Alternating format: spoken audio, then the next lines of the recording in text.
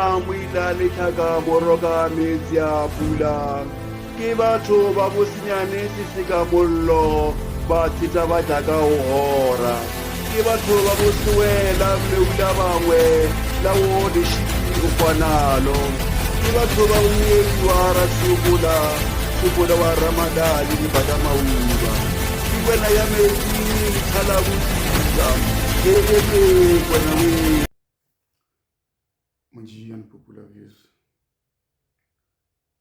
There's this burning two issues that I wanted to speak about. These are somehow stemming from the previous episode that I've done on Political Incorrect, where in that episode we spoke about asylum seeking, refugees, migration. We also spoke about the citizens' arrest.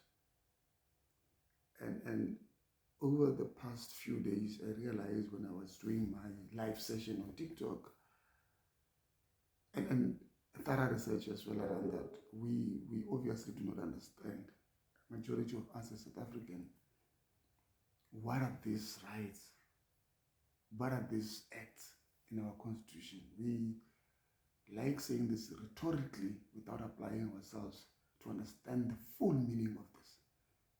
For example, when you're looking at that Section 42, Criminal Procedure Act of 51, that is Section 42 of that. That's a 1997 Criminal Procedure Act 51. And that Section 42, it clearly stipulates when can a citizen's arrest be done. It does say that. And it's very clear as well there. How, when, by who. The same section. There are three categories in that section. It talks about an offense that is called Schedule 1 offense. What are the Schedule 1 offense? And it says if they were committed in your presence. As a South African citizen, you can enforce a citizen's arrest. What are those? If somebody has unalived someone in your presence, if somebody had raped someone in your presence, if someone kidnapped someone in your presence, if somebody, these are Schedule 1 offenses that the Section 42 of the Criminal Procedure Act of 51 of 1987 says in terms of who and how do we enforce the citizen's arrest. But we willy-nilly or intentionally want to use it to talk to that which it doesn't speak to. It stipulates very clearly how, where can that be done. In the context of our neighbors, people from Zimbabwe, Malawi, and so on, that's the issue of migration. It has nothing to do with the Criminal Procedure Act. That has everything to do with migration.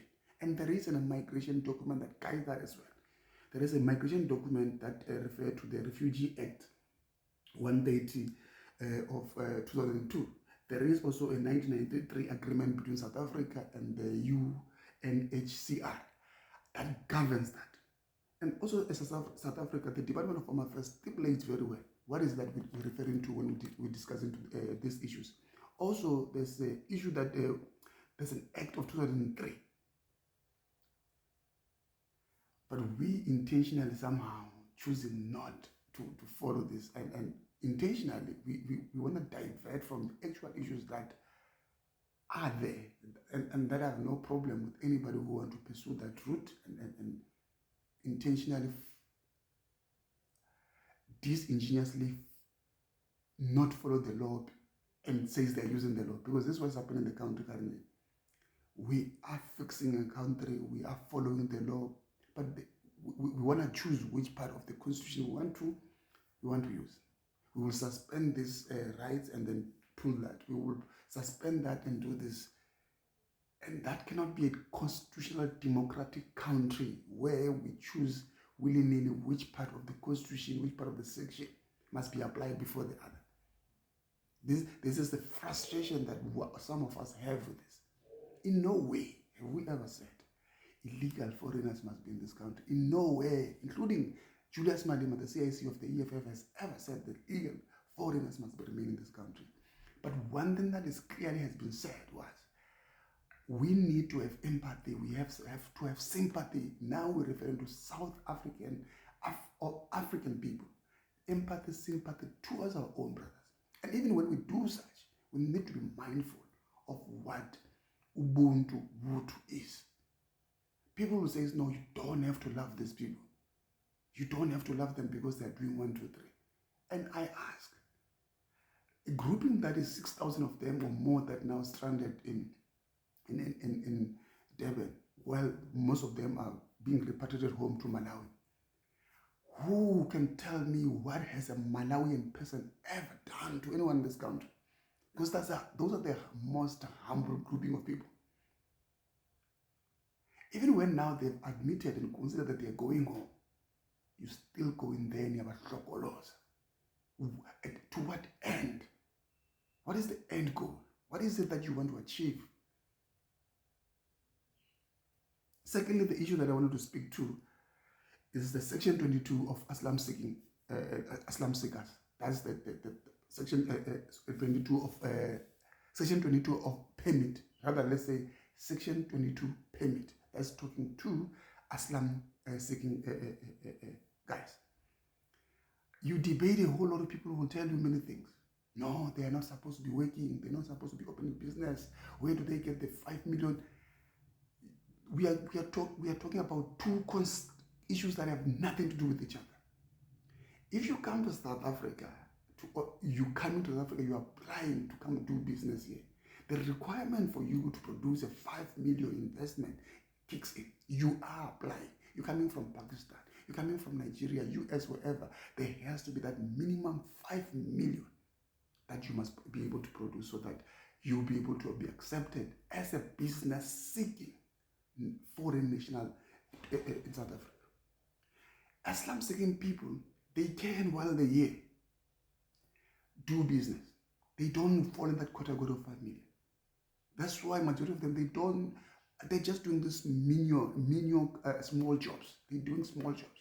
They can't do business. They can't study. Somebody says, no, you can't be a slum seeker, have a study permit. You can.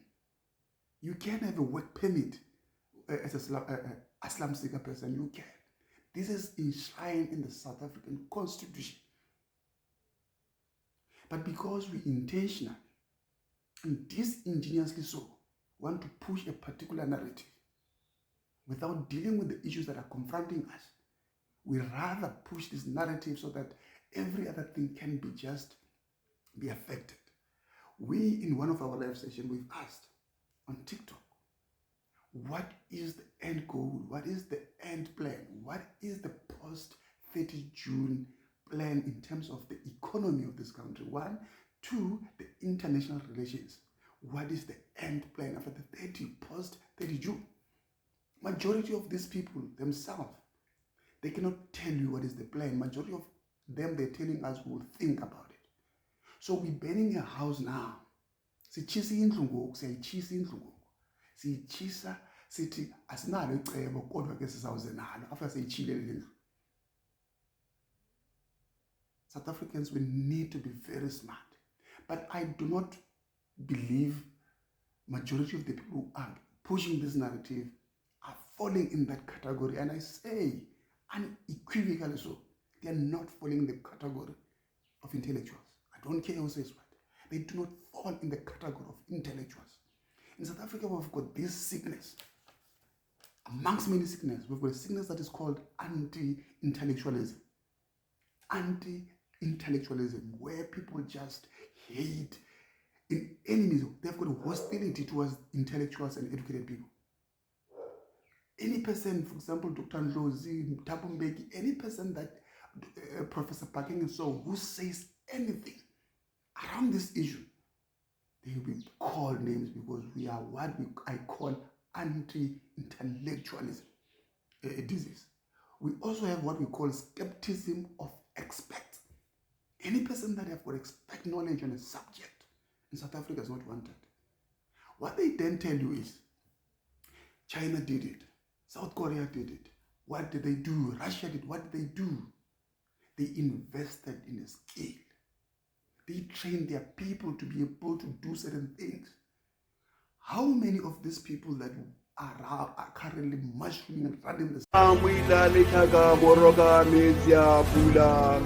ke batho ba bosinyane seseka mollo ba tshita ba jaaka hora ke batho ba boswela mmeula bangwe la wo le shiki go kwanalo ke batho ba unyedi wa rasubula subula wa ramadani ni bada mauba ke kwena ya metsi thala botsa ke kwena we